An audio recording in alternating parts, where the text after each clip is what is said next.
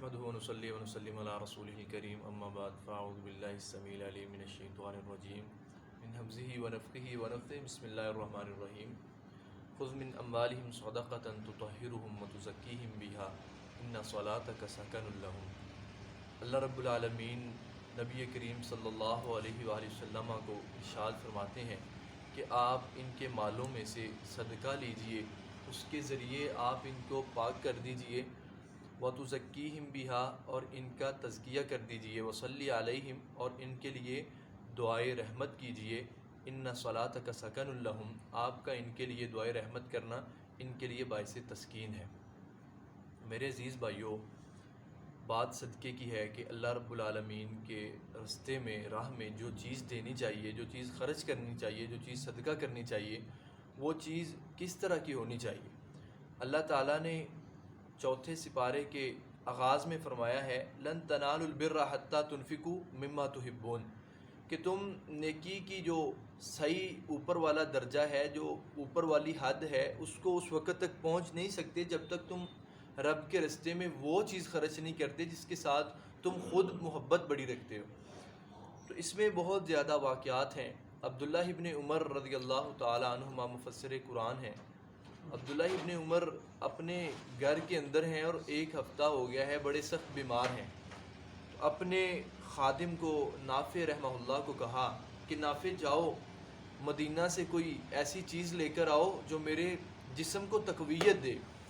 ایک ہفتے سے میں بہت زیادہ بیمار ہوں، میرا جو جسم ہے وہ بہت زیادہ کمزور ہو گیا۔ نافع رحمۃ اللہ علیہ جاتے ہیں تو وہ سارے کے سارے مدینے کے بازار کو دیکھتے ہیں، کبھی ادھر کبھی ادھر، انہیں صرف ایک انگور کا خوشہ ملا ہے تو وہ لے کر گھر کے اندر واپس لوٹ آتے ہیں۔ اب وہ خوشہ لا کر عبداللہ ابن عمر رضی اللہ عنہما کے سامنے رکھا ہے اور کہا کہ اے عبداللہ، مجھے مدینہ کے اندر صرف یہی ایک خوشہ ملا ہے اور یہ آپ کے جسم کو تقویت دے سکتا ہے۔ اتنی دیر میں بھی بات کر رہے ہیں تو دروازے کے اوپر دستک ہوتی ہے، نافع باہر جاتے ہیں تو واپس آتے ہیں تو عبداللہ ابن عمر رضی اللہ عنہ پوچھتے ہیں کہ کون آیا ہے؟ تو نافع کہنے لگے کہ باہر ایک سائل ہے، اللہ کے نام پر سوال کرنے والا ہے، اس نے کچھ مانگا ہے۔